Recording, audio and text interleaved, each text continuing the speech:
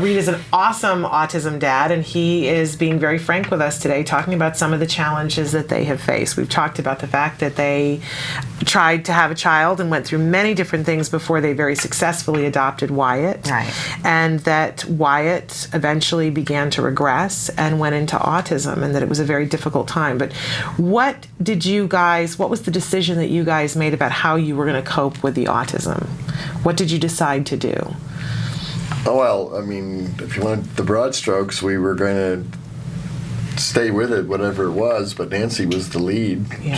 She went and found these forums, and one of our neighbors tried to tell us a couple of times that they suspected it, and it was the wife, a dear friend, wife of a doctor.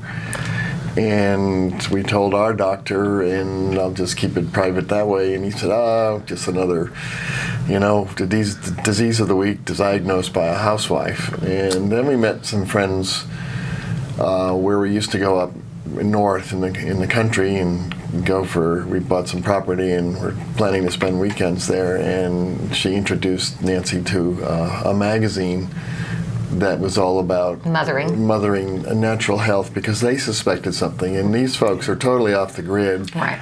And they grow their own food, their cows, their chickens, their goats. And it's a wonderful idea. But not entirely practical for all of us. Well, I couldn't have commuted to work. And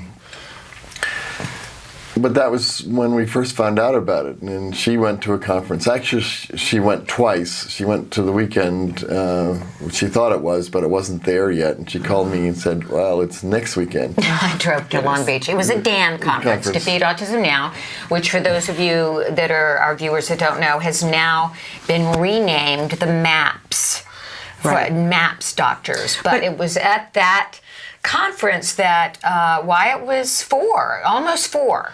Okay. And we had him diagnosed. You're PDD-NOS at this point. We're PDD-NOS, which was a joke. We went through everything. They had diagnosed him with PDD-NOS when he had full-blown autism. We walked into these places, and there were schools and reassuring words, and you want to throw up if your child is autistic, and because it's an alien world, and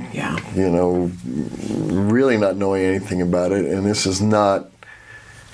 It's not with the vision that we were talking about earlier. Right. It's not that you're going to go play basketball hoops with him. Right. And then there was that anger and frustration and fear, and then the anger, not so much at autism, but people not knowing enough to tell us the truth correctly, or tell us correctly what was wrong and how to address it.